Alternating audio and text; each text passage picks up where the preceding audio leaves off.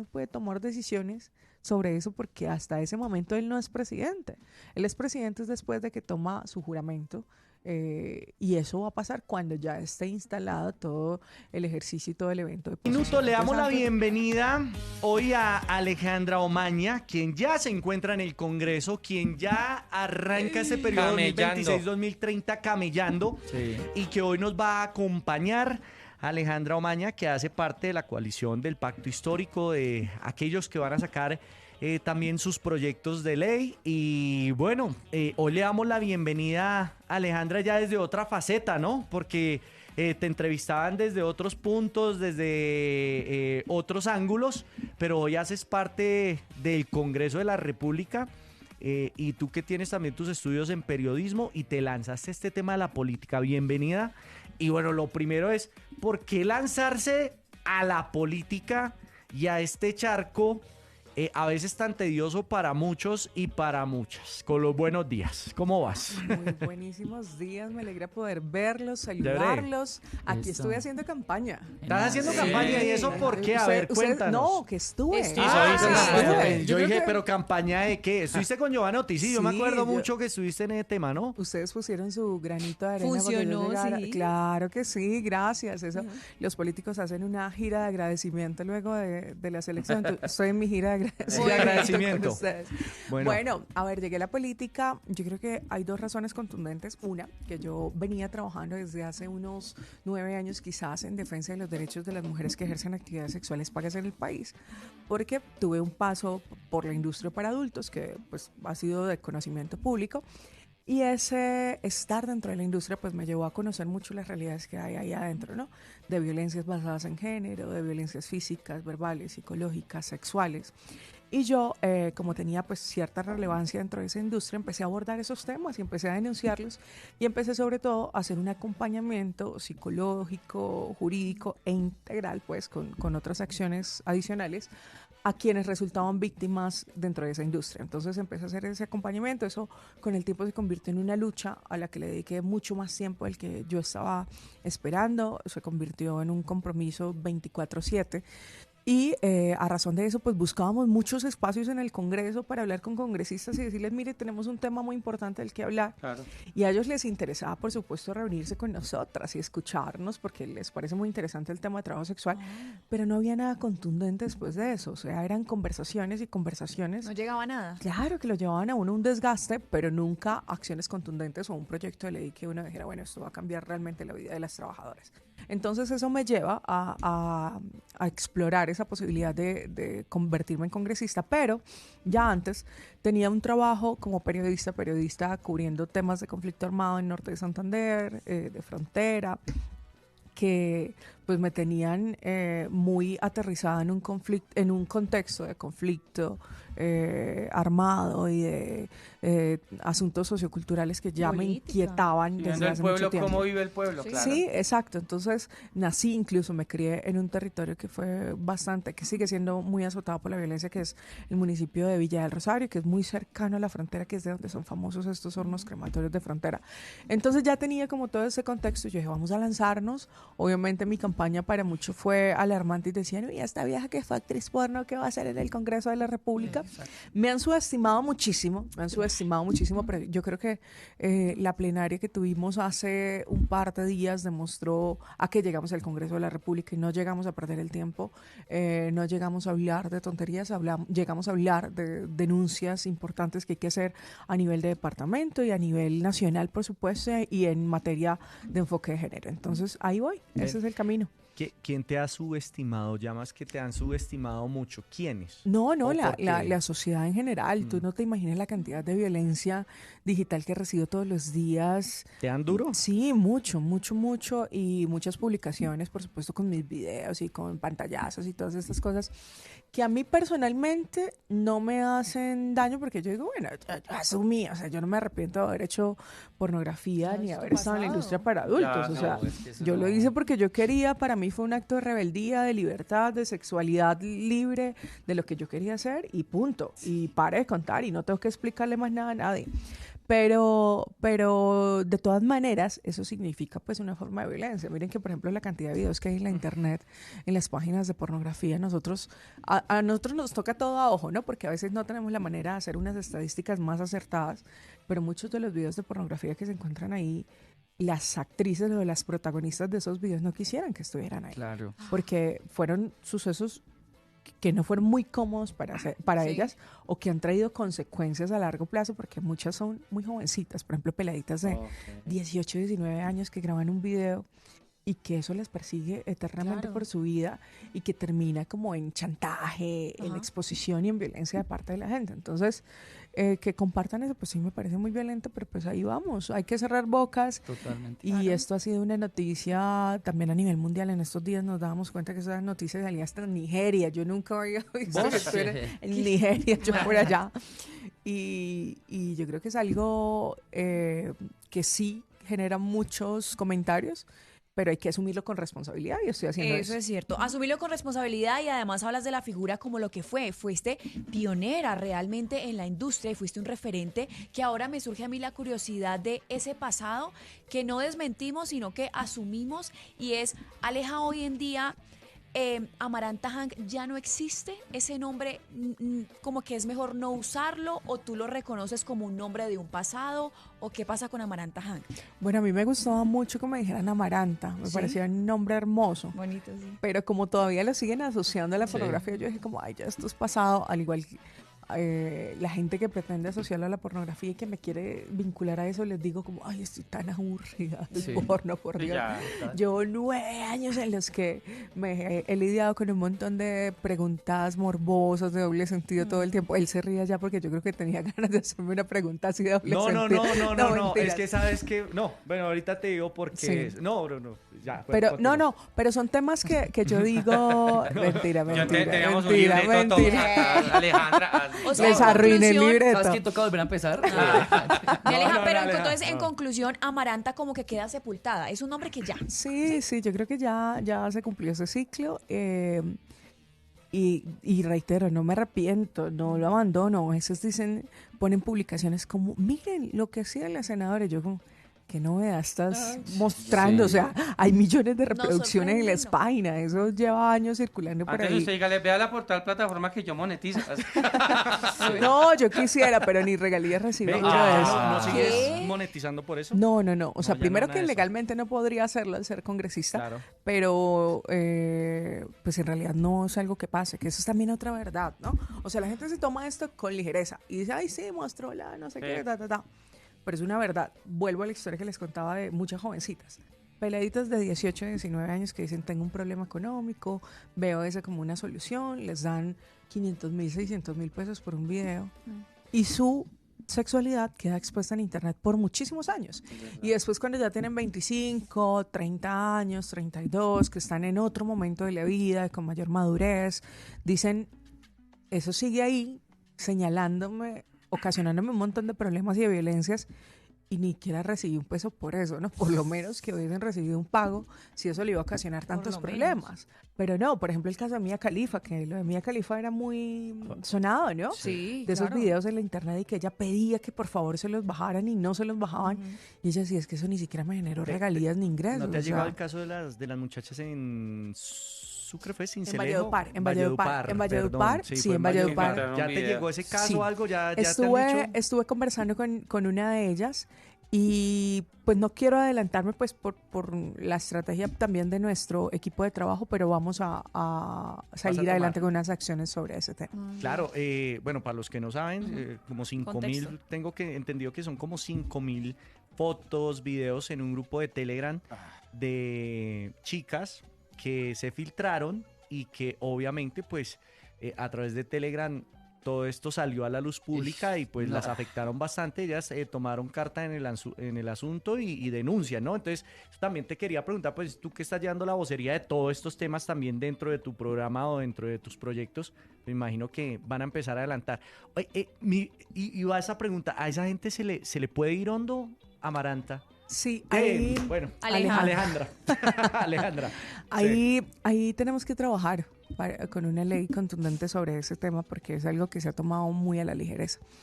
Y es importante poder abordarlo con la responsabilidad. Incluso mucha gente en la calle se lo toma también con ligereza. Mira, están que se ríen, que ahí el hondo. Pues pucha, uno fuera huevo y no se diera cuenta de las bobadas que dice. Alejandro, ¿usted por qué es esto? Ella está atenta en todo. Es que este parece bobo.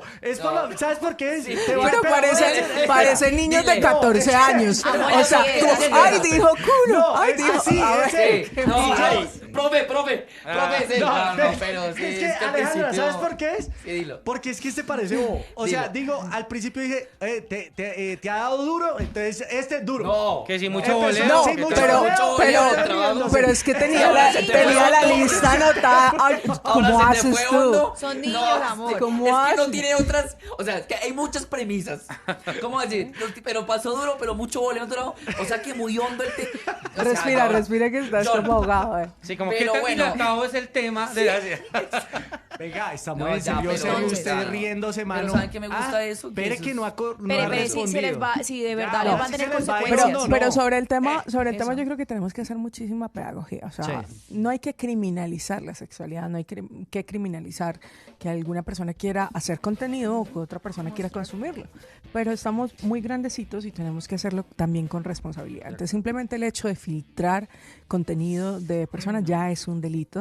Y bueno, tenemos que hacer énfasis en las leyes en ese tema porque hay que profundizar en las acciones en contra de quienes hacen quienes cometen esos delitos.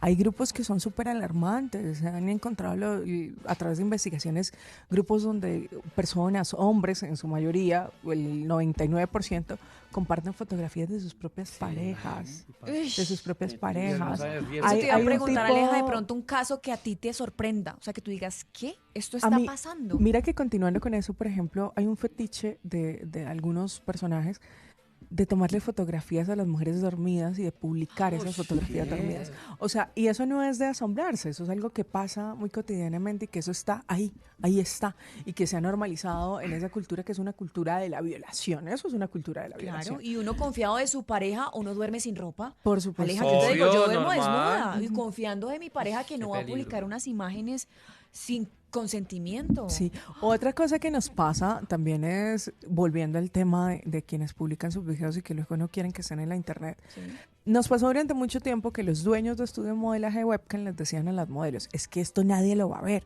porque yo voy a bloquear Colombia para que no le aparezca el video. Con una BNP cualquier persona descarga los videos de la internet y esos videos resultaban siendo de dominio público. ¿Y qué hacía la gente? Entonces le presentaban los videos a los papás de la modelo, a los familiares de la modelo, empezaba un tema de extorsión. Amenazas. Y en 2017, que fue cuando yo recién entré a la industria, teníamos muchos casos de suicidios por eso, de modelos que se suicidaron. la Y presión. de eso no se habló, En Bucaramanga hubo un caso que conmovió mucho a las modelos que estaban allí porque era una persona a la que querían demasiado, que era una chica demasiado empática, que se había ganado como el cariño colectivo de ellas. Y pasó esto, que no soportó el estrés de los señalamientos y se suicidó a razón de eso. Y ahora, afortunadamente, no pasan esos casos porque pues ya hemos elevado la conversación y ya... más conocimiento del tema sí, un poco. Pero nos sigue, o sea, sigue estando la violencia y es ridículo en un país con tanta desigualdad. Un país que ha tenido tan pocas oportunidades para la gente en general, donde acceder a la educación ha sido tan difícil, donde acceder a un empleo digno ha sido tan difícil. Sí, y es simplemente una acción de trabajo. Incluso muchos de quienes están allí son mujeres cabeza de familia, mujeres cuidadoras. Una cosa importantísima, muchas, por ejemplo, de las trabajadoras sexuales ejercen esta actividad económica porque son cuidadoras o de sus padres mayores, muy viejitas, o de niños en condición de discapacidad, que eso es una constante.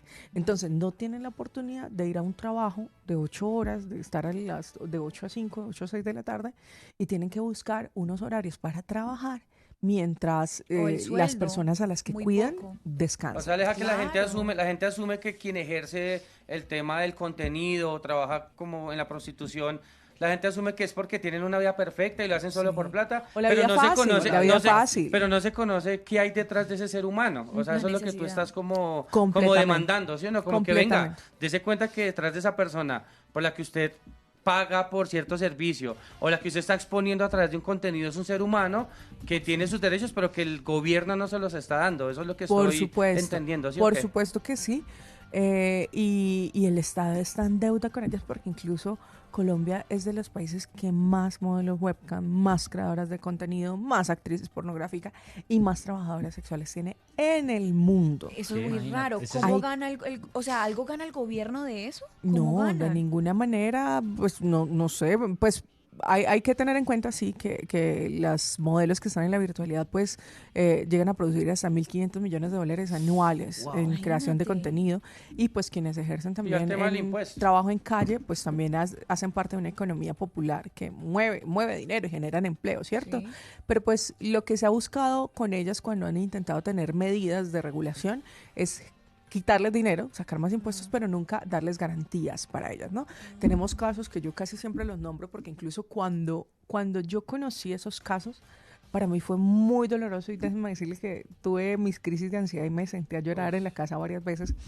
Y es que tenemos muchísimas personas de la tercera edad, abuelitas, ejerciendo trabajo sexual porque no tienen cómo llevar un plato de comida a la mesa, porque les toca pagar un pagadiario para poder ir a dormir y no tienen otra opción. Entonces, a veces dicen, no, es que hay que acabar la prostitución porque es muy violento. Sí, es muy violenta, pero tampoco nos sirve acabar la prostitución porque simplemente por poner una ley, un decreto que diga se acaba, se abole, finalizamos, va a dejar de existir. ¿Qué es lo que pasa? Que ellas terminan yendo a lugares donde hay mayor clandestinidad, a ejercer en la clandestinidad. Mayor peligro. Claro. Entonces lo que tenemos que hacer es buscar acciones contundentes que nos permitan que quienes ya no quieren estar ahí, pues tengan otras opciones de vida diferentes, otras formas de trabajar, pero quienes quieren seguir ahí porque dicen, no, es que esto es mi trabajo y yo estoy bien y yo estoy cómoda, es lo que me gusta y lo que quiero hacer, pues que se les respeten sus derechos y que se les cuiden como cualquier ciudadano. Hoy hay una noticia que se desprende con el tema de Juliana Guerrero y de su hermana, de una investigación que pues da a conocer la revista Semana y hoy está siendo titular. Vi que tuviste una serie de tweets allí también por estos días, un rifirrafe como llaman, con Jennifer Pedraza sobre este tema. ¿Qué piensas de Juliana Guerrero y de lo de su hermana y de lo que sale hoy y que pues sigue manchando también al pacto histórico? Bueno, hoy mencionaba que lo de Juliana Guerrero pues es inaceptable, no hay como espacio a otros términos, no se puede justificar. Yo creo que algo que ha sido una característica importante de nuestro partido es que hemos sido muy autocríticos y cuando hay que salir a decir, ahí nuestro gobierno la embarró con esta acción o con este nombramiento, pues lo hemos hecho. Y este es el caso de Juliana Guerrero, hemos dicho. Quizás el presidente, pues en su afán de darle mucho espacio a jóvenes, porque sí lo ha hecho, él le ha dado la oportunidad a que muchos jóvenes que vienen de diferentes sectores tengan cabida dentro del gobierno, incluso a mí misma me la dio, que en un sector de derecha nunca me hubiesen permitido a mí estar contratada por un ministerio para trabajar en temas sociales, nunca, y él me permitió a mí esa oportunidad. Entonces yo creo que en ese afán de querer integrar a jóvenes, pues tuvo una muy mala jugada que definitivamente pues tiene que ocurrir lo que deba ocurrir ante la fiscalía, ¿no? Ella tiene que enfrentar el proceso como corresponde, va a ser juzgada y si tiene que haber una condena alrededor de ello, pues que haya una condena alrededor de ello. Yo lo que pienso es que sí se ha enfocado muchísimo la atención en el caso de Juliana Guerrero por lo que es ella como mujer y porque eso le permite a la sociedad armar un discurso alrededor bien machista y sugerir lo que les dé la gana de ella, de la vida privada del presidente también, porque sacan muchas conjeturas y de paso ofendernos a las que estamos ahí dentro del partido, porque incluso nos dicen, ay, es que ese es un partido donde hay puras prepago, que no sé qué, y un montón de cosas que pueden ser bastante ofensivas, y yo creo que eso es parte pues de la cultura machista en la que estamos, que es la que estamos combatiendo. Entonces le dieron mucha cabida a ese tema y, por ejemplo, no hablaron o no le dieron suficiente relevancia a un caso que es muy importante, y es que el papá del senador de Luque, que fue gobernador de La Guajira, acaba de ser condenado por prevaricato agravado, que fue básicamente quedarse con el dinero de unos alcantarillados de La Guajira. Y salía en el mismo momento, y el hijo de este exgobernador, que es el Alfredo de Luque, senador, iba a ser el que era el que estaba postulado como presidente del Senado por Abelardo de las Priella. Y eso es un caso gravísimo también. Pero claro, es mucho más fácil hablar de Juliana Guerrero que hablar del exgobernador de La Guajira, que no puede ser tan sonoro, ¿no? Entonces eso nos pasa. Diría el presidente, es porque es bonita, es porque es bonita que se la montaron. Y yo creo que eso ha permitido pues que haya una conversación mucho más amplia sobre ese tema, pero seguimos rechazándolo y nos parece incorrecto lo que hizo. Bueno, no, y lo decimos porque también esta mañana el presidente salió a pedir también que se revisara un poco el tema, ¿no? Sí. Y ahí pues nombró también, amigos oyentes, a otra chica que estaba allí, quien fue la que dio todo el tema de las declaratorias, también creo que en Los Informantes, y que había sido pues también fórmula del presidente actual de Gustavo Petro, que es Angie Rodríguez. Y pues dice el presidente lo siguiente, mira, te voy a poner acá, dice: el presidente Gustavo Petro anunció que solicitará la declaratoria de insubsistencia de la directora del Fondo de Adaptación, Angie Rodríguez, luego de que la funcionaria denunciara una presunta red de tráfico de influencias dentro del gobierno.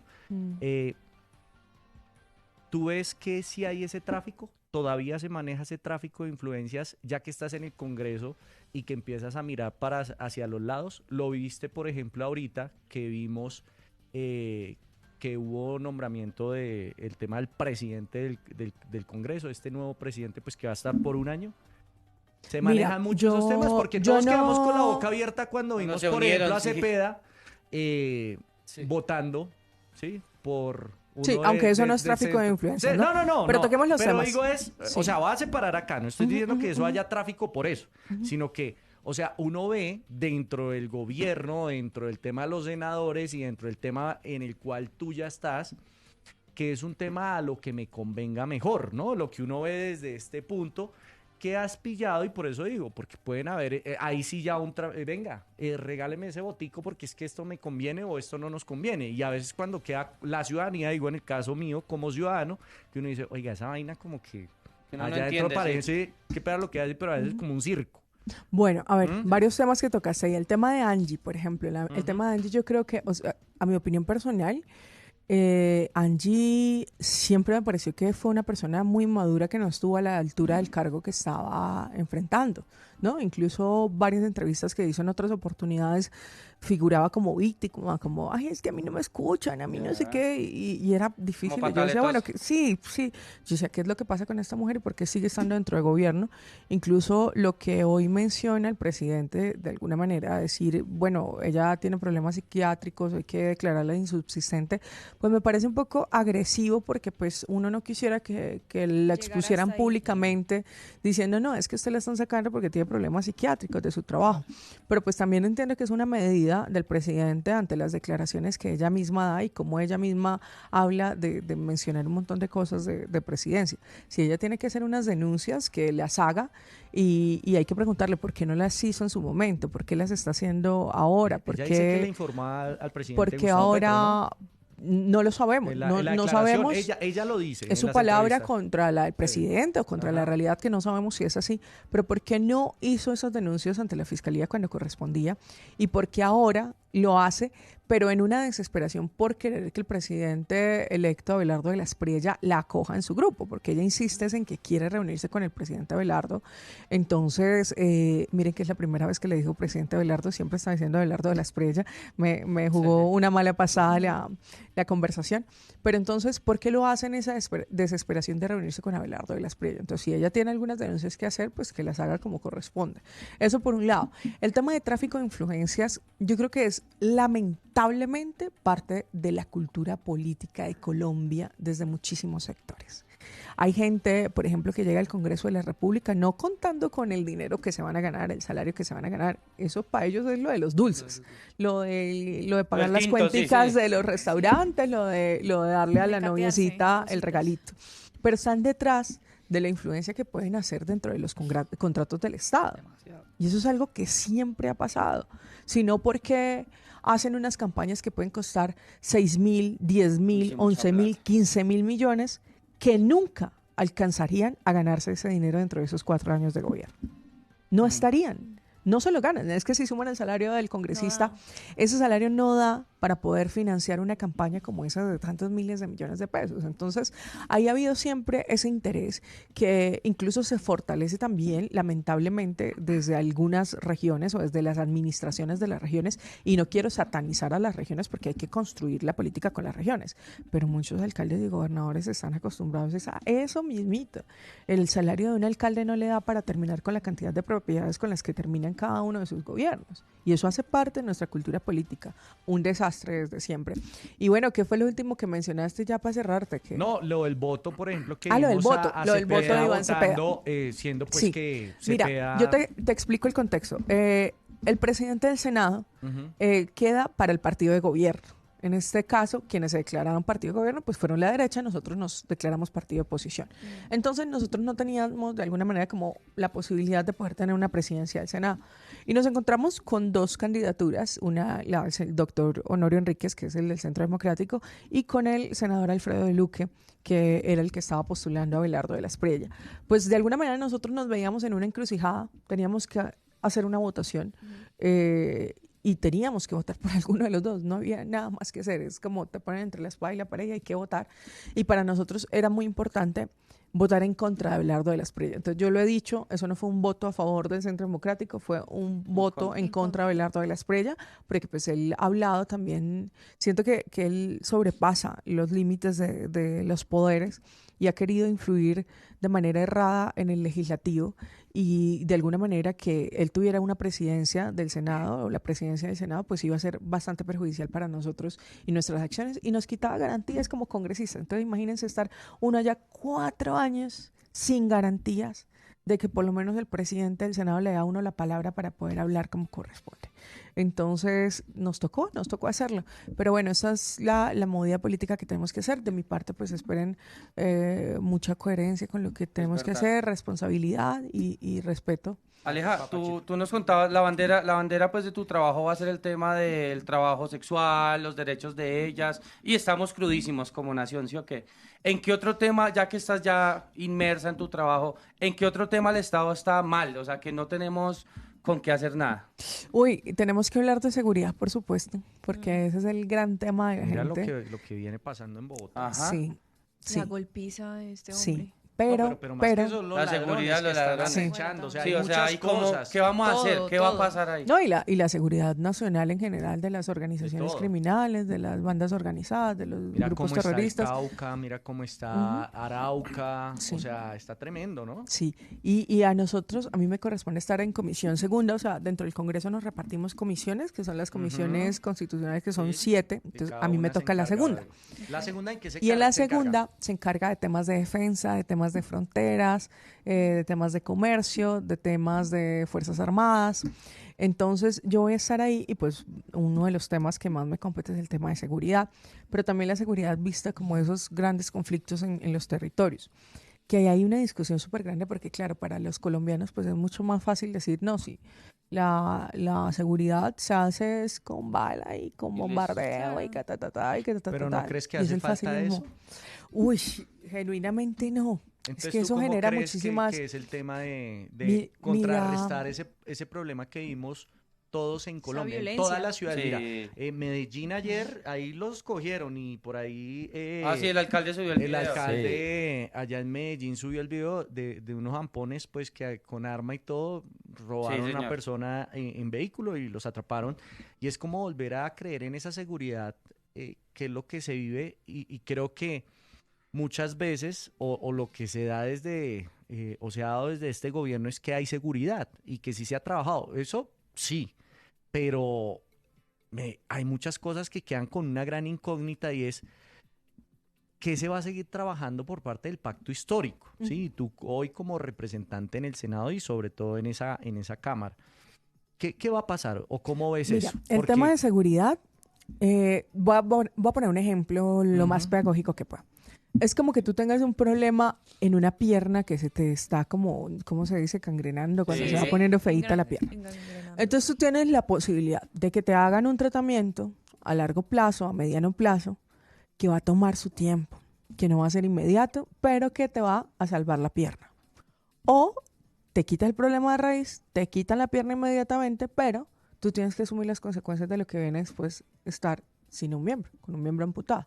Entonces, ¿qué sigue después, no? Terapias, tratamientos, muletas, revisar y ver si puede tu vida volver a ser como normal. Antes, como la tenías antes de. Yo creo que con el tema de la paz y de la guerra y de la seguridad en Colombia es lo mismo. Entonces, tú tienes unas acciones que puedes realizar. ¿Qué necesitan esos territorios que están en guerra?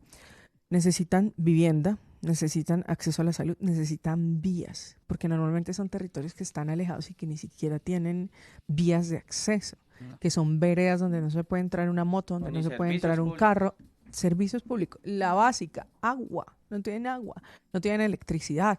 Los jóvenes que han estado ahí en esas zonas no tienen educación, no tienen acceso a la cultura, hay veredas o hay lugares donde los jóvenes pueden estudiar hasta 9º grado porque ni siquiera se pueden graduar.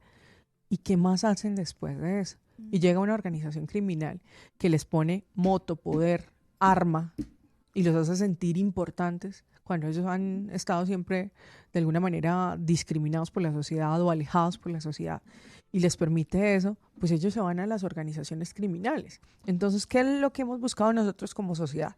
Que ese problema se ataque de raíz de esa manera, con inversión social, con inversión en educación, con inversión en cultura. Si a un pelado lo ponen a aprender de cultura, de deporte, de futbolista, miren cuántos futbolistas, por ejemplo, nosotros tenemos en la selección que cuentan su historia y dicen, no, es que yo vengo de unas zonas de conflicto armado súper fuerte, no sé qué, y aprendí a jugar fútbol y aprendí a patear el balón y miren, hoy soy de la selección Colombia y les cambió la vida completamente. Esas historias pueden pasar más seguido. Pero si nosotros simplemente lo que hacemos como nación es bombardear los territorios sin revisar quién está ahí, desplazando gente, matando inocentes, acabando con territorios, o lo que ofrece Abelardo de la Espriella, que es fumigar todos estos sectores donde hay cultivos de cocaína, pues lo que está haciendo es un daño al medio ambiente, daño directamente a las personas, a su integridad y a su humanidad, cuando lo que podemos hacer con eso es sustitución de cultivos. Por ejemplo, el gobierno, el cambio que hizo, creo que fue con el Grupo de Éxito, perdón, me corrigen si me equivoco, que fue con ellos, que lograron que algunos territorios donde había coca, erradicaran la coca, sembraran cacao y luego ese cacao que produjeron ahí, ellos mismos se lo compraron para que tuvieran producción de cacao y una marca de cacao que a través de la Cancillería se exporta a todo el mundo. Entonces, esas son las acciones que necesitamos. Por amarillismo, cualquiera dice, vamos a bombardear, digamos, no sé qué, y limpiezas sociales. ¿Cuántos quedan en las famosas limpiezas sociales? Claro. ¿Cuánta gente queda en las famosas BACRIM? ¿No? Que incluso me atrevo a decir que muchos de los que hoy delinquen son hijos de esas limpiezas sociales. Porque hace 20 años estaban matándoles a sus familiares. Y mucha de esa gente que hoy defiende esas limpiezas sociales, qué pena, y me disculpo de antemano si me equivoco, pero esa misma gente que defiende esas formas de violencia puede incluso verse involucrada en eso y puede terminar siendo víctima de esas mismas limpiezas sociales, porque esas limpiezas sociales no discriminan de quién es bueno y quién es malo, sino son simplemente acabar con la sociedad porque tiene un tatuaje, porque gritó, porque me parece, porque me dijeron que él era malo. Porque acá en Colombia muchísima gente murió porque dijeron que hacía parte de algo sin que se le diera el derecho a que tuviera un juicio y que se le comprobara eso. Entonces esas son las acciones. Qué pena aquí que les cambie el tema, ustedes acá más divertidos, más joviales, con sus chistes de doble sentido. Pero hay que conversar. Pero es que, a ver. Si venimos, pues estás hoy como senadora, ¿qué vamos a hacer de cosas del pasado tuyas? Pues para preguntar esa cosa, pues te hubiéramos puesto en otras cosas, ¿cierto? Pero no hablaste de los niños y de las niñas en guerra. ¿Qué proyecto va a salir? ¿Cómo van a seguir eso? Porque muchas veces y qué pena, se desconoce que en estos sitios y en estos lugares también hay un tema con los niños. O sea, no solamente es lo que tú dices que llegan y entonces vamos a bombardear o que los grupos llegan a ofrecer armas. No, es que muchas veces los reclutan a la fuerza y se los quitan a sus familias. Entonces, ¿qué va a pasar con esas personas? Pues eso más o menos se comentaba. Porque eso fue firmado en el tratado. Tengo entendido, cuando se hizo todo el proceso en La Habana, ¿cierto? Digamos que dentro de todo el proceso y eso, pues hubo ahí como digo, en la letra también y en los acuerdos, pues que entraban ahí un tema con los menores de edad, ¿no? Y que ha sido tan criticado, ¿no? El tema Allá está un video de Cepeda diciendo que sí. El tema de las cifras de los jóvenes, de los niños que han sido reclutados, obedece a la JEP. La JEP fue la que pudo hacer esos informes y la JEP existe gracias al Acuerdo de Paz de 2016, que el Pacto Histórico defendió, que Iván Cepeda defendió y que hemos defendido. O sea, fue el mismo Iván Cepeda el que permitió que existiera la JEP para que se abrieran esas investigaciones y para que a la gente se le contara la verdad de lo que estaba pasando. O sea, nunca se ha ocultado eso. Yo no entiendo por qué intentan siempre asociarlo a él con lo que ha pasado con las guerrillas cuando él nunca ha militado en una guerrilla, por ejemplo. Nunca militó en una guerrilla. Y la campaña que se hizo de desprestigio siempre hacia nuestro partido y hacia la candidatura a la presidencia, él fue acusándolo de guerrillero, pero él nunca ha estado en una guerrilla. Al contrario, él fue facilitador en esos diálogos para que lográramos ese acuerdo de paz y a través de ese acuerdo de paz logramos reducir las víctimas las víctimas mortales en combate, por ejemplo. Se redujo también aunque en el gobierno de Duque fue que aumentaron los cultivos de droga y las hectáreas de cultivo de cocaína, ¿no? Pero fue el acuerdo de paz el que permitió que hoy, por ejemplo, las personas que estaban en la guerra, en el monte, empuñando un arma, hoy estén en una finca criando sus hijos y criando gallinas. O como políticos también, ¿no? También, y que tenían la oportunidad, pero incluso mira que eso le causó mucho resentimiento a mucha gente, pero bueno, ya ni siquiera tienen sus curules. Y me atrevo a decir que los quienes eran senadores del Partido de Comunes hicieron muy malas estrategias políticas y etcétera, y lo que corresponda, y ya hoy no tienen sus curules, ni siquiera es un tema del que vamos a debatir, pero eso son cosas que hay que hacer en un acuerdo de paz, porque ¿qué es lo que preferimos? Entrar a conversar y entrar a negociar, hacer una negociación que busque la paz de un territorio o seguir dándonos plomo como corresponde y matar a través de bombardeos a quien corresponda, porque incluso ahí en esos bombardeos es donde más caen esos niños. Y no solo los niños, sino los jóvenes también que hacen parte del ejército, porque acá tenemos una costumbre constante en Colombia y es que sí, nuestras fuerzas armadas hay que bombardear, vaya ponga al hijo para que vaya al ejército, a que se acabe su cabeza y su salud mental en el monte, a que sin ni siquiera madurar tenga que cargar un fusil y a que se tenga que matar con otros en una guerra que él no empezó y que no va a acabar ni siquiera con su propia muerte. Porque acá es, vayan y manden a los jóvenes. ¿Y a quiénes terminan mandando en esa guerra? A los jóvenes que menos oportunidades han tenido, ¿no? Entonces es otra continuidad también de la desigualdad en el país. Entonces, básicamente lo que nosotros queremos es poder abundar en esos diálogos. Ojalá se pudieran retomar esos diálogos. Yo estoy completamente segura que en el gobierno de Abelardo de la Espriella no va a ocurrir. Él ha hablado de bombardear los territorios. Yo tengo mucha cercanía con organizaciones sociales del Catatumbo y pues allá ellos están bastante asustados con lo que va a pasar, porque eso significa desplazamientos masivos. Los líderes del Catatumbo, porque están muy asustados. Entonces, pues yo creo que lo que tenemos que hacer sobre todo como colombianos es una labor de memoria y de revisar. Y hay otro tema muy importante y es, para cerrar, yo no estoy de ninguna manera justificando lo que ha hecho la guerrilla o las guerrillas en Colombia, para nada. Repudio, rechazo total la cantidad de personas inocentes que han muerto, de atentados que han hecho.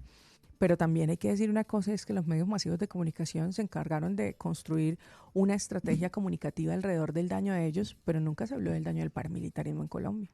Y las estadísticas hablan que las víctimas mortales por el paramilitarismo son más altas que las de la guerrilla. Y ese paramilitarismo que se hizo con esas convivir y con armemos a la gente y que con cualquier vecino bravo que llegue y saca un arma y dice, ay, yo soy ahora el que cuida la seguridad, tomando las atribuciones que no le corresponden porque son de las Fuerzas Armadas y de la policía.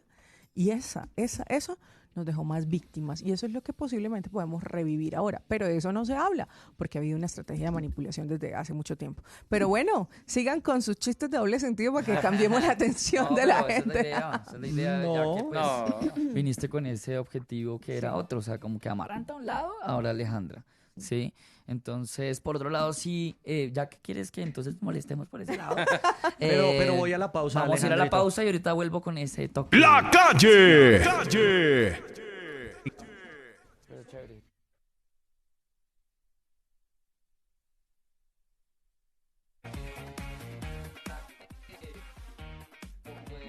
Retomemos un poco, sí, yo sí quiero tomar un poco con eso y es... Claro, ahora mencionabas que los políticos ganan un montón de dinero, algunos que se llevan también alguna platica, pero también en el mundo no por también se gana bastante, ¿sí o no? Y quiero preguntarte así directamente, ¿qué es más rentable, el mundo no por o la política? Ay, no, qué pregunta tan compleja. ¿Sí? Muy difícil eso. No, yo creo que en el no por no se gana tanto en realidad, sino más bien lo que uno construye como figura pública. Okay. Porque, por ejemplo, yo estoy en la industria, o sea, como grabando escenas muy poquito tiempo. Yo creo que fue como un año máximo. Pero a razón de eso, pues empecé a hacer muchas cosas más dentro de la industria, ¿no? Por ejemplo, la creación de contenido con Only, eventos. Yo hacía unas cosas muy divertidas que eran fiestas eróticas, que eran muy, muy, muy divertidas y que era un ambiente súper cool, ¿no? A veces la gente dice como, ay, esas fiestas son las orgías, no sé qué. Bueno, sí, pero no tanto. Claro. No, mentiras. ¿Te hace falta o no? Ya no. No, ¿Ese mundo? Creo que no. Yo creo que no. Si ¿No extrañas nada? Un poquito, algo de que tú digas, ay, bueno, extraño esto del no por. No, mira que, no, o sea, que lo extrañe, no. Va a ser algo a doble sentido. ¿Extraña esos pupitrazos? No. Políticos. Nunca hice un video como estudiante. No, nunca lo hice. No, faltó. Hacer tu pupitrazo allá. Pero no, yo creo que, o sea, no extraño absolutamente nada, pero cuando hice las escenas en su momento, pues me sentía muy bien. O sea, yo creo que, o sea, para mí, que yo lo quería hacer y que me gustaba, el hacer la escena como tal nunca fue un problema. Siempre estuvo bien. Yo creo que lo maluco es cuando ya la escena se publica y ver lo que ocasiona en la sociedad. Okay. Entonces, y ni siquiera en el consumidor directo que paga por ello, porque suelen ser, miren lo irónico, suelen ser muy respetuosos. Pero el que no paga y el que tiene la gratis. Cultura de ir a lo gratis, pues es el típico usuario que es acosador, que es bastante morboso, que le envía unos mensajes bastante pesados a uno. Entonces yo siento que lo que me aburrió a mí fue eso. Como yo decía, pero no pueden separar como que, o sea, yo fui actriz porno o soy actriz porno dentro de la escena, claro. No en mi cotidianidad, ¿no? Claro. Es como cuando a un humorista le dicen todo el tiempo, venga, cuénteme un chiste, hola, ay, sí, soy un humorista, cuénteme un chiste. O tenía un amigo... tenía un amigo que era narrador de fútbol y entonces a veces salía eventualmente con él como a eventos con otros amigos y lo abordaban mis otros amigos y le decían, venga, nárreme un gol. Y yo como que, déjale en paz. Entonces, la lleva el baboso la lleva. El baboso, estúpido gol del estúpido. Se vino el... Pero más allá de eso, entonces... Pero entonces en ese orden de ideas, ¿es mucho más rentable el no por que la política? ¿O qué? Puede ser muy rentable. El no por. Sí, el no por. Así, digamos, un video tuyo. Un video así que en esas épocas te podía llegar a mantener ¿cuántos años? O sea, por ese video te pagaban muy bien, o sea. No era demasiado dinero en realidad. No era mucho. Yo lo que les digo fue más como por ejemplo en un momento en el que en pandemia, en 2020, que fue cuando nació o cuando se popularizó, porque no sé exactamente cuánto nació, OnlyFans y una plataforma que se llamaba Fancentro, que era como vender el Snapchat. Yo llegué a ser la segunda modelo mejor pagada de toda Latinoamérica. Y ni me pregunto en dónde terminó esa plata, porque ahí fue cuando empezamos a hacer el activismo de acompañar a las mujeres en los casos de violencia, porque eso coincidió con un caso de violencia que nosotros denunciamos en contra de un periodista. Entonces, cuando eso se hizo público, muchas mujeres acudieron a nosotros a decirnos, a mí me pasó lo mismo con el mismo periodista o con personas diferentes. Y ahí empezamos nosotros a hacer acompañamiento. Entonces, chao con esa plática de lo que ganamos en ese momento. Más o menos. Pero mucho dinero. Ahí ganamos bastante dinero. Pero ¿cómo así aleja, chao? Exacto, ¿cómo así chao esa plata? No, porque empezamos a invertirla en activismo. Claro, porque por ejemplo en los casos de violencia, esto no lo hablábamos mucho porque pues era también por respeto a quienes ayudamos, porque no era como hago algo para contarlo. O miren, ella está pasando por eso, obviamente. No. Pero por ejemplo, en esos casos de violencia, por ejemplo en un estudio de modelaje, pues ellas necesitaban retirarse de ahí. Y retirarse significaba tener vivienda, tener alimentación, por lo menos por unos 3 meses, sustento tal cual.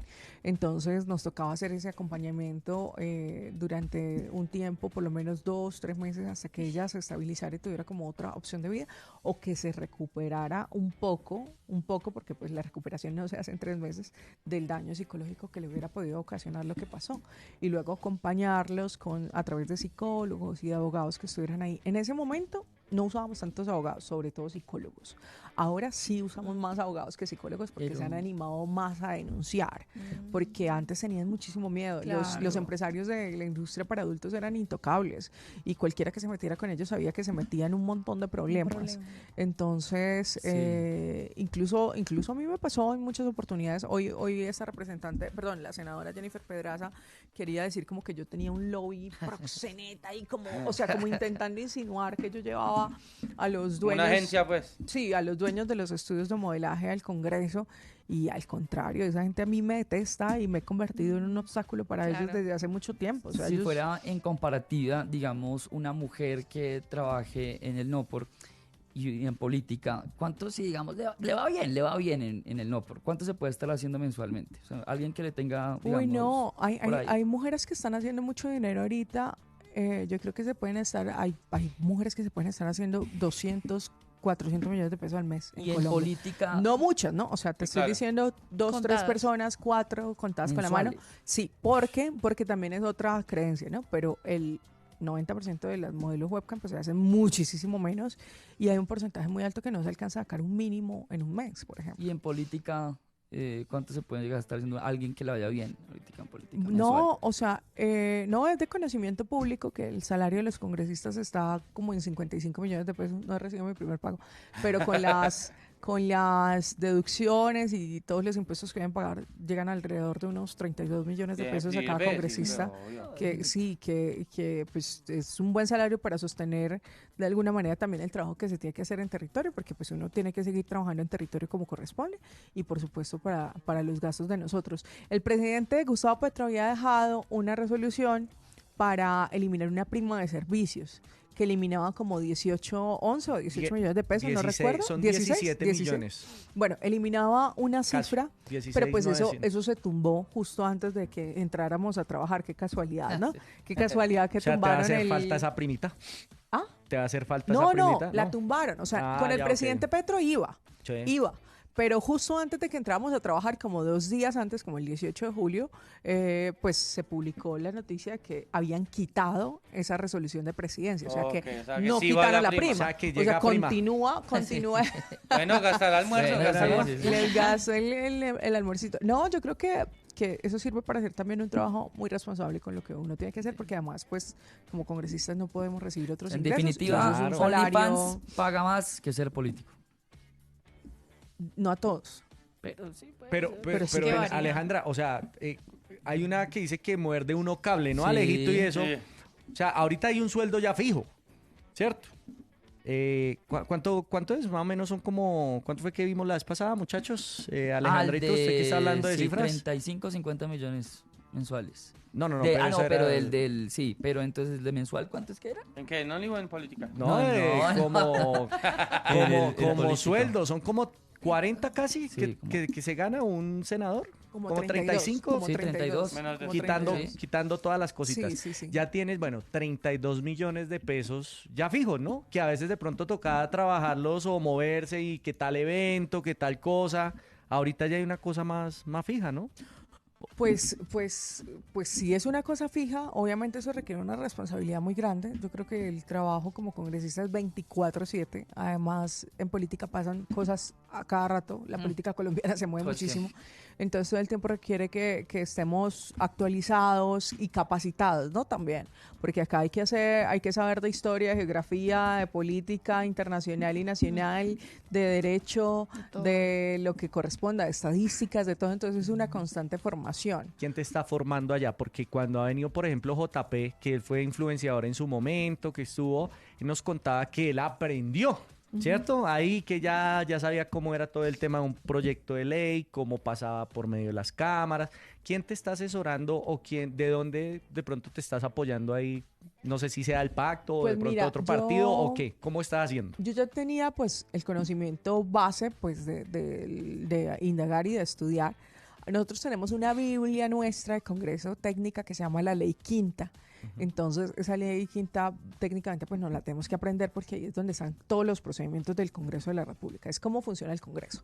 Entonces, esa es nuestra principal herramienta. Pero yo creo que hemos logrado hacer un equipo de trabajo, una UTL muy fuerte con abogados constitucionalistas, con economistas, con gente muy tesa que ya ha estado en el Congreso de la República. Tenemos incluso una investigadora en temas de género, que es un tema bastante importante, ¿no? Que no es cualquier investigadora, sino una muy sólida para temas de casos de mujeres y de violencia de género y de diversidades también. Y adicional, pues uno va haciendo de alguna manera como su grupo de asesores externos, que gente, yo he estado muy bien rodeada de gente que lleva 30 años en la política, 40 años en la política, que son personas ya mayores que se sientan a darle a uno clases magistrales de historia, incluso política. ¿Quién tienes ahí? No, por respeto no los menciono, okay. Pero son periodistas de muchísimo tiempo, personas que han estado en la política desde siempre, que han militado, que han sido ministros, que han sido congresistas también en otras oportunidades. Entonces, yo lo que hago es sentarme a escuchar, ¿sabes? He querido ser muy prudente con todo. Yo creo que acá más que pararse a dar el discurso vehemente y grosero allá y no sé qué, e insulto a este para que este me insulte y así termina uno saliendo en medios de comunicación todo el tiempo. Yo creo que es más bien como una cosa respetuosa, me siento, estudio, escucho a los que saben de verdad y a partir de eso pues construyo una postura política que expongo y que expongo a través de proyectos de ley también. Yo creo que les voy a mostrar la próxima semana ya unos proyectos de ley que vamos a radicar que son muy contundentes, que tienen que ver incluso con muchos temas que hemos abordado hoy acá, y si me dan la oportunidad pues quisiera también hablarles de eso lueguito. No, ya los estás preparando. Ya sabes cómo hacer un proyecto de ley. Claro que sí. Aunque esos son cosas que se construyen por supuesto en equipo, no lo construyo sola, tengo un equipo, lo que te decía, muy sólido. Entonces ellos, yo lo que hago es plantearles los temas, les cuento más o menos pues para la gente también que me imagino que les interesa ya nuestros oyentes de hoy. Y es, yo reviso un tema que tenga que ver con mis banderas y que a mí me interese, ¿no? Entonces les planteo a mi equipo de trabajo, yo digo, mira, a mí me gustaría que pudiéramos regular esto desde aquí, desde acá y desde acá y desde acá. Entonces tenemos primero que todo un jurídico que nos dice, ¿eso es viable o no es viable? Porque hay cosas que pueden ser ley y hay otras que no. Hay otras que van en contravía, por ejemplo, de la Constitución. Hay un representante del Valle del Cauca, Arizabaleta, que presentó 3 proyectos de ley y los 3 son inconstitucionales. O sea, él los radica, eso no tiene flujo de nada, pero lo hace porque eso le sirve para vociferar y para mencionarse y para mantenerse vigente en estos 4 años, porque eso es lo que hacen muchos políticos, ¿no? O sea, escandalito, sonar, señalo al uno porque si lo grito, le digo algo, eso va a salir en prensa y eso hace que yo sea visible y que me garantice ser reelegido entre 4 años, ¿cierto? Pero entonces yo les digo a ellos revisan si es posible o no es posible y empezamos a buscarles el enfoque. Yo le digo el enfoque que quiero y ellos empiezan a ahondar en la investigación. Yo voy revisando todo el tiempo el proyecto de ley, mirando que efectivamente conserve el enfoque que yo le quiero dar y que no se nos vaya por otro lado. Que es. Exacto. Y luego simplemente lo empezamos a socializar con organizaciones sociales, diciéndoles, mire, nosotros tenemos este borrador y queremos tener el punto de vista de ustedes, a ver qué opinan sobre esto, porque pues para nosotros es muy importante construirlo así. Tiene que ser todo en equipo y es un proceso largo. Aleja, yo te quiero preguntar sobre tu enfoque y tus banderas que van alrededor de la sexualidad, ¿no? Incluso del respeto, de que sea legal, ya sea laboral, incluso el acoso, absolutamente todo en el mundo y sobre todo las plataformas digitales de las mujeres que trabajan en este medio sexual. Pero te quiero preguntar, dentro del Congreso, ¿has notado abusos o, tú dices, esto es pasado? O sea, dentro del Congreso ya has visto como banderas ahí. Yo creo que esa cultura machista está en todas partes. Y lo hemos comprobado que hasta en la iglesia misma, miren los casos de abuso dentro de la iglesia, en todos los sectores, en los medios de comunicación ya vimos las denuncias que ocurrieron hace un tiempo también, que fue un hecho bastante lamentable. Y yo creo que el Congreso no está exento de que ocurran esas prácticas. Ya se han hecho denuncias en otras oportunidades, incluso contra otros operarios, contra personas de la UTL, contra fotógrafos, y otros canales, contra congresistas. ¿No? Sí. La misma, creo que la de RTBC, NRCN, Red Más, todo esto han salido, ¿no? También han existido denuncias. Y pues lamentablemente eso es lo que ha habido. Afortunadamente yo siento que ahora como congresistas pues estamos muy fortalecidos porque, o no tan fortalecidos como quisiéramos, pero sí un poco más de lo que había sido la cotidianidad. Okay. Y es que ya tenemos un número un poquito más alto de congresistas mujeres, que no todas alzan la voz sobre los temas de violencia, porque hay unas que son más machistas que los mismos hombres. Sí. Pero hay muchas que sí van a querer hablar sobre esos casos de violencia. Entonces, y eso, permítanme echarle la cuña de favorecer al Pacto Histórico, fue gracias a que el Pacto Histórico sacó una lista paritaria, donde el 50% de los candidatos éramos mujeres. Entonces, que eso ningún otro partido lo hizo. Y eso fue importante. Y gracias a eso tenemos, creo que es el 38% de mujeres dentro del Congreso. Si no, la cifra sería peor. Menos. O sea, es que tú en el Congreso te sientas y tú ves allá los señores blanquitos, señores blanquitos encorbatados, con su traje carísimo, y acá estamos los diversitos, los que somos de diferentes colores, los que nos vestimos diferentes. Se nota la estratificación. Sí. Completamente. Allá gente blanca de la clase alta, y en nuestro partido tenemos indígenas, personas de diferentes regiones, jóvenes, afro, mujeres que representan a las mujeres en actividades sexuales pagas, de diferentes territorios, de fronteras, de La Guajira, de Cúcuta, el Putumayo, de todas partes. ¿Ya tenés amiguitos? Hermosa. ¿Ya tenés, sí. O no? ¿Ya estás haciendo parche? Porque eso es como cuando uno llega a la universidad. Obvio, al colegio. Obvio. Eres la primípara. Entonces uno empieza a armar parche. ¿Con quién ya has armado parche de ahí? No, con mis compañeros súper bien. ¿Con quién la vas? No, con todo súper bien. Pero mira que me pasó que, claro, yo llegué al Congreso y los demás congresistas, pues uno le toca la diplomacia. O sea, una persona que tú dirías como, uy, Dios mío, lo detesta. Senador, ¿cómo me le va? Buen día, ¿qué tal? Sí. Entonces, darse uno la manito con una gente que uno ni en la vida pensó que le iba a dar un saludo. O sea, de otros partidos. Claro, otros partidos. Entonces, yo vi que ya como que estaba calando en ellos, y entonces ya me saludaban, entonces ya eran muy amables. Incluso había uno que me veía y tal, me picaba el ojito. Yo, sí. O sea, guapo. Está y bueno. Entonces, está bueno. Está guapo. Lástima que sea oposición. Claro. No, y después de mi primera intervención en plenaria, eso no me volvió a saludar, fue nadie. Eso fue un silencio absoluto. ¿En y ya, serio? Claro, ya lo miran a uno. ¿Cómo llegó usted? Vea, maná, Y yo creo que dirán, no, esta vieja no es tan fresquita, sino como que toma las vainas muy ahí en serio. Entonces vamos a ver qué tal con ella. Pero no, me llamó un amigo de la bancada y me dice, Aleja, mira, vamos a venir al Petronio, porque pues tenemos unas entraditas para poder ir, y es muy bacano que vengamos todos, porque pues, es un tema de la cultura del Pacífico muy importante. Yo no he ido, pero hay que ir. Y entonces es muy importante pues promover el tema del Petronio. Me dice, tú que eres la que se lleva bien con todos, invítalos a ver cuál es. Entonces mira, ya oficialmente soy la encargada de fiestas y espectáculos. Ay, madre. No, el Petronio es algo imperdible. Venga, Aleja, en contexto de política, ¿qué le gusta de Abelardo? Del nuevo presidente. Absolutamente nada. Cero. Pero nada. O sea, primero que siento que es un personaje. ¿Ya? Yo siento que lo que hoy él expone como su ideología política no lo tenía en su cabeza hace un tiempo. O sea, yo creo que él se leyó un par de libros y un par de bullets que le dijeron como, mira, esta es su orientación política y lo que tiene que decir en sus discursos, y eso es lo que ha venido publicando, pero no creo que él tenga la capacidad de elaborar en realidad una ideología política o de alimentar una ideología ya existente. Otra cosa, todos se lo dictan por el apuntador. Se criticó tanto a nuestro candidato Iván Cepeda que porque leía los discursos, pero a Abelardo de las Prellas se le nota incluso en su discurso de posesión cómo se le mueve su apuntador y cómo le dicen lo que él tiene que decir. Entonces me parece nefasto. Y por otro lado, siento también que es una persona que cambia mucho de parecer de lo que dice. Un día dice una cosa, el otro día dice otra.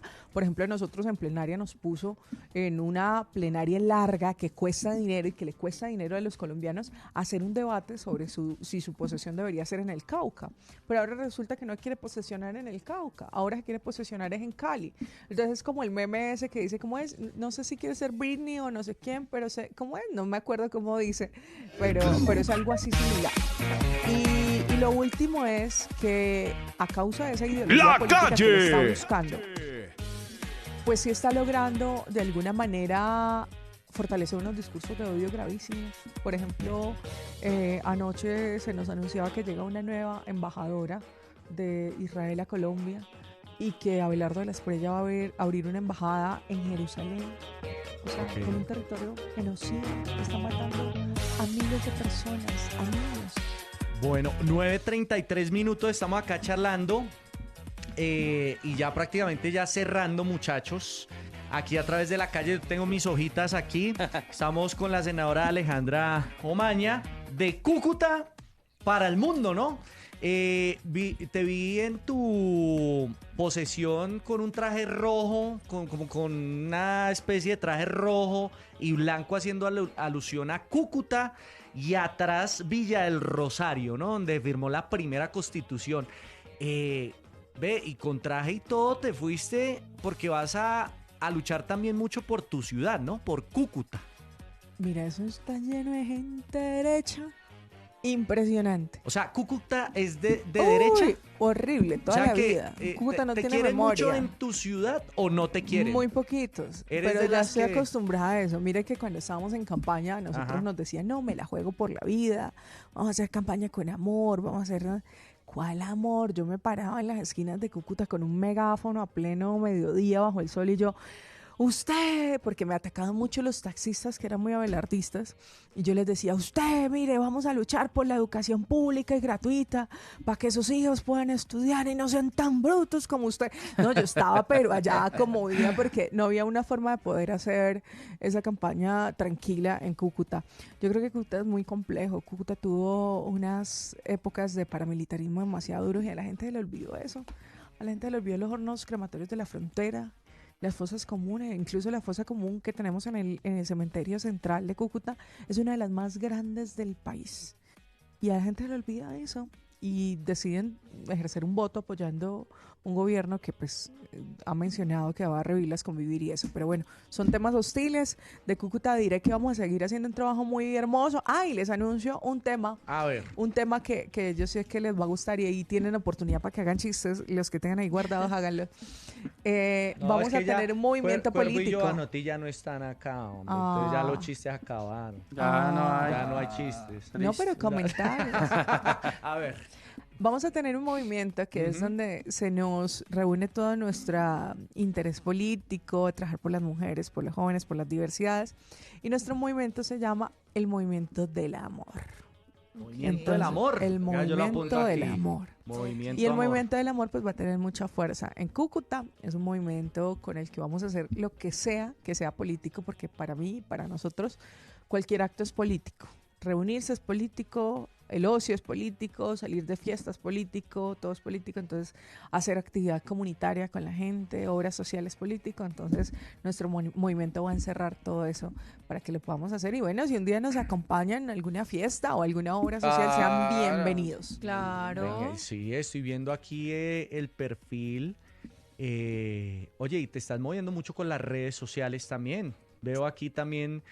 foto de hace 2 semanas con el presidente Petro. Mira, amigos, te la tomaste. ¿Esto dónde fue? ¿En la Casa de Nariño? Eso es en la Casa de Nariño. Ve, ya que la Casa de Nariño parece que ya no va a ser el centro, lo que escuchamos ayer de Abelardo, ayer en la locución, sino se van para otro lugar acá en Bogotá y se propone entonces Barranquilla también como segunda, digamos, casa, sí, ¿cierto? Segunda capital para... empezar a mover todo el tema hacia allá. ¿Ya compraron el tiquete? Tengo entendido que pues ustedes viajan también, o los que son de diferentes ciudades pues se la pasan yendo también los senadores a sus lugares. O para la posesión y también esta mañana, en Cali. no, es que tienen que ir. Tú también, me imagino, estás en desobediencia al igual sí, que el pacto histórico, muchos de los del pacto histórico. Pero ¿vas a ir o obviamente no? Pero porque tienen que asistir. Tengo entendido que tiene que ir todo el Senado, ¿no? Obligatorio. Pues sí, técnicamente perderíamos nuestro día de trabajo, el dinero que podríamos ganar en nuestro día de trabajo. No es una decisión que hemos tomado todavía como bancada, estamos conversando sobre eso, si vamos a asistir o no vamos a asistir. Pues para nuestro gobierno ha sido también un gobierno de alguna manera ilegítimo. Ya hay una demanda de nulidad donde pues se evidenció la manipulación en los C-14, sobre todo los que venían del extranjero, con alguna inteligencia artificial. Entonces no es algo aislado, incluso a veces le tildaban al presidente Gustavo Petro de conspirativo, ¿no? Porque él hablaba de inteligencia artificial que venía direccionada desde Israel y en complicidad con Estados Unidos para Colombia. Pero el gobierno francés y los medios de comunicación franceses hablaron de eso, ¿no? De la investigación que hicieron de la influencia de Israel sobre las elecciones en otros países. Entonces no es algo lejano, ¿saben? No es una teoría conspirativa elaboradísima, sino es algo que puede haber sido muy cierto y que es muy cierto y que, vamos a apoyar hasta cuando corresponda. Pero Aleja, ¿ustedes pueden no ir? O sea, ¿no están obligados? Sí, podríamos no ir. O sea, pues es una de nuestras funciones como congresistas tener que estar allí, pero podemos simplemente no asistir. Obviamente eso tiene unas consecuencias como corresponde, pero pues estaremos dispuestos a asumirlas como corresponde. Lo que sí hay, que me permitan de última vez hablar mal de Abelardo de la Espriella como correspondería, y es que yo sí siento que es una medida súper populista, muy populista, porque ha hablado mucho de la austeridad, de reducir gastos, pero pues técnicamente hacer la posesión en otro lugar significa unos costos bastante elevados, y desplazar la casa presidencial a otro lugar también significa unos costos bastante elevados. Además que estaría en falta de comunicación con sus ministerios, porque los ministerios operan en Bogotá. Entonces, ¿qué va a hacer también, no? Desplazar a los ministerios también. Eso requiere desplazar a miles y miles de personas a donde él esté. Entonces, yo siento que lo que ha hecho el presidente electo es votar muchas cosas que suenan muy bien y que generan muchos clics y que son populistas, pero luego cuando se da cuenta no las puede hacer. Por ejemplo, el caso de la posesión en una guarnición militar. Él no puede tomar decisiones sobre los militares porque es que él no es presidente todavía. Y el que toma las decisiones es Gustavo Petro. Entonces después dice que desplacemos a los congresistas en aviones de la Fuerza Aérea. Él no puede tomar decisiones sobre eso porque hasta ese momento él no es presidente. Él es presidente después de que toma su juramento. Y eso va a pasar cuando ya esté instalado todo el ejercicio y todo el evento de posesión. Entonces, antes de eso, él no puede tomar decisiones completamente. Entonces, incluso dicen, ay, pero es que los congresistas tienen tiquetes para viajar. Una cosa es que estén los tiquetes a disposición del congresista y otra cosa es que se usen. Porque los tiquetes pueden estar ahí y el congresista simplemente no los usa porque vive en Bogotá o porque no quiere viajar o porque decidió no viajar. Yo preguntaba hoy a una fuente de allá y me decía que los usan y que sí los usan para ir a sus ciudades. Pero no todos. Y que muchos, yo tengo habilitados 8 tiquetes mensuales tenemos habilitados y yo no los he usado, o sea, los uso cuando voy a mi región, que los senadores que vivimos en Bogotá no vamos a las regiones todos los fines de semana, sino que vamos cada 15 días o dependiendo de la agenda que tengamos, pues decidimos cuándo ir, ¿no? Entonces, y además no significa simplemente que se desplacen los congresistas, se tienen que desplazar los esquemas de seguridad, se tiene que desplazar todo el staff del Congreso, o sea, ahí estaban haciendo un balance más o menos que podían ser unos 16.000 millones de pesos los que se gastan, y los congresistas, yo creo que por ahí estaríamos hablando de desplazar por lo menos unas 1.000 personas a una posesión. ¿Y cuánto cuesta desplazar a 1.000 personas? Y además no solo desplazarlas, ¿no? Es alimentación, hospedaje. Todo lo que requiere, los que llegan todo allá, lo que ¿no? implica, por supuesto. Entonces, a mí me parece que eso es un berrinche. Él bien pudiera tomar su posesión en el Congreso de la República como corresponde, respetando a los congresistas, y luego se va para su guarnición militar a rendirle un homenaje a las Fuerzas Armadas, pero también le pedimos que la coherencia sea que respete a esas Fuerzas Armadas, porque la derecha nunca le puso un salario ni siquiera a los que prestaban servicio militar. La izquierda lo hizo. ¿Qué va a hacer él para cuidar a sus Fuerzas Armadas? ¿O son simplemente eventos en los que gasta dinero, pone medallas, pero qué pasa con el joven que está en la selva empuñando el fusil? ¿Tiene o no tiene garantías? Eso es lo que nosotros vamos a estar evaluando. Bueno, ahí está el punto de vista. Ya vamos cerrando 9:42, Alejito. ¿Un deseíto? ¿Puedo un deseo? ¿Un deseo? ¿Tienes un deseo? ¿Cuál es tu deseo? Es que mira que cuando estuvo María Fernanda Cabal hace poco también le pedí un deseo. Ay, no, ¿cuál? Sí, y ay, no, gas. ¿Sabías que María Fernanda se va para presidenta? Nos dijo. Imagínate. ¿De qué? De la Nación en 4 años. Va a estar haciendo carrera en 4 años, entonces ahí va. Entonces, Yo creo que, miren que esto lo voy a confesar, uno tiene gustos culposos dentro de la política. Hay 2 personas de derecha que yo digo son nefastas, incluso esta tiene el hijo en un caso de corrupción. Le gusta el chicharrón. Pero whisky. no, yo la admiro a ella porque me ve una vida parada, parada en su vaina, en su ley, en su derecha, pero es parada y bien montada. Y a la otra que siento admiración, que no debería decirlo, Marvel. Yo no logro odiar a Marvel. Marvel canta muy bueno. Te cae bien Marvel. Canta muy bueno sí. y es un desastre. Es una vieja racista, porofóbica, clasista, grosera, pero canta muy bueno. Nosotros tenemos nuestra versión. Ya, Saca la guacharaca de lo olvidé. que pasó. Tenemos un clip para que nos digas. De Carrascal. Sí. ¿De Carrascal o de Caballo? No, de Carrascal. Sí. ¿Cómo se llama? Yo no dije. Simón Bolívar sí, Simón Bolívar no. Simón Bolívar sí, Simón Bolívar no. Molina no. Bolívar sí. Y al final, ¿Y yo qué dije? creo que el ganador ya sé, es Cristóbal Colón. ¿Estuviste ahí con el agazapo ¿Cuándo que le pasó pasó a Es que estábamos colega? en plenaria ambos y ellos Yo decía, estaban en ¿no? cámara. No, Yo no lo dije. Yo Yo no no dije dije Bolívar. No. Yo no dije eso. Acá bien claro estoy diciendo que dije Simón Bolívar. Ya volví a embarrarla. Y Molina. No, yo dije Simón Molina, no es Molina. Y miraba al señor de atrás. Yo no dije. Y luego le dio una risita como que la embarré.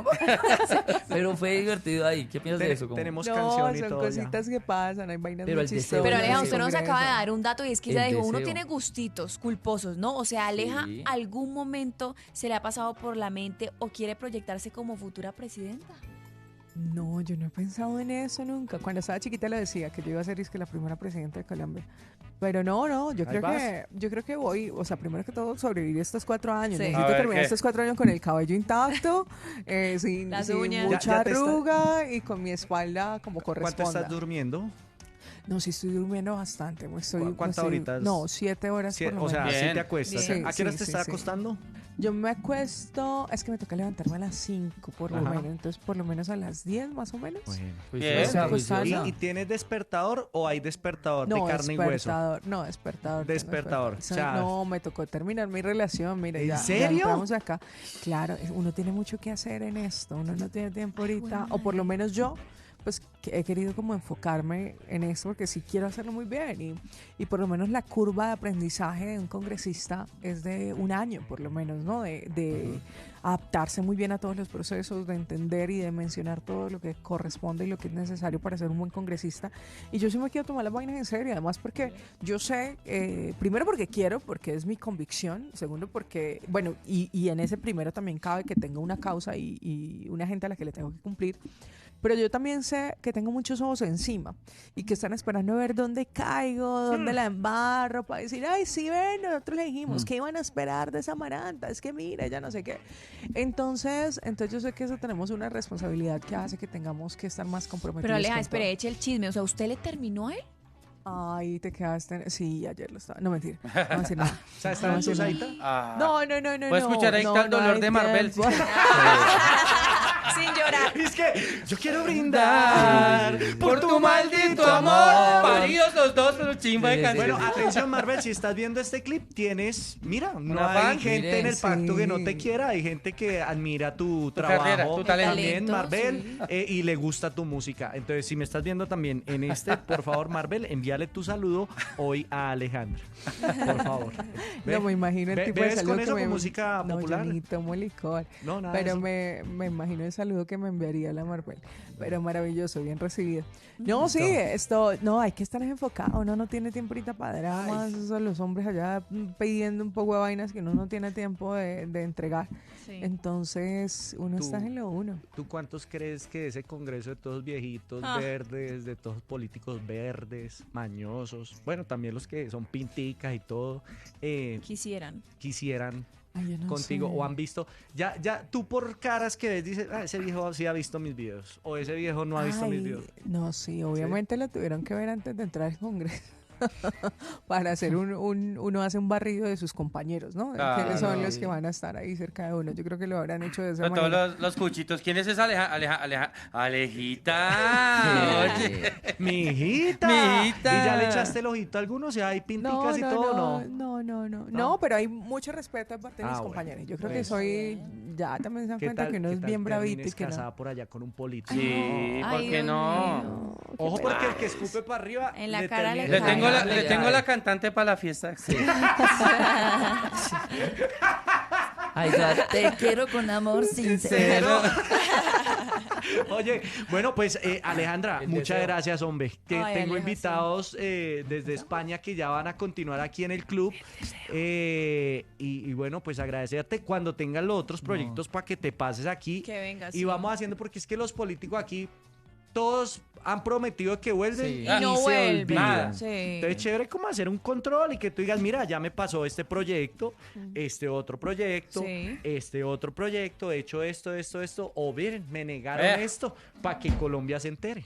Claro, no. Sí. Ustedes invítenme por ahí dentro de unos 15 días y yo les cuento de qué van nuestros proyectos Y y también después- las reformas que presentamos como bancada, que son importantes. O sea, yo creo que es, y les agradezco este espacio porque yo creo que es el equilibrio que debemos encontrar en lo político, ¿no? Podemos Claro. echar chistes, podemos hablar de lo que Obvio. sea, Eso. pero también tener ese espacio pedagógico para contarle a la gente, porque a veces la gente no se informa bien de lo que pasa y señala y señala y señala o elige mal. Y aquí estamos hablando del presente del país y del futuro también de las generaciones que vienen. Entonces, qué bacano poder hacer eso. Qué Y con chimba eso que quería lo hicimos cerrar, así. que era también esa parte del ejercicio, que la gente también quitara ese concepto que te tienen de solo a eso, y quiero que me cumplas mi deseo, ¿sí? Sí. Ese es el cerrar. Ay, no. Ay, El ¿cuál es deseo, el sí. deseo? Póngase ahí una de un cortina. fondo, pero como sexy. Pam, pam, pam, pam, pam, pam. Como... ¿Qué vas La a cliché, hacer? la La cliché, cliché, la cliché.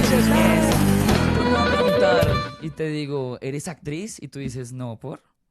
Yo te digo, ¿eres actriz? No, ¿por? Y miras a la cámara, soy Alejandra Omaña y soy política y trabajo en esto, ¿listo? Ah, juepucha. Listo, vamos en 3, situación 2, 1, pero sigue y luego miras a la cámara. Ah, Oye, ¿eres actriz? no, por. ¿Eres actriz? No, por. Ah, no, yo soy Alejandra Omaña y soy senadora de la República. Nada de no por.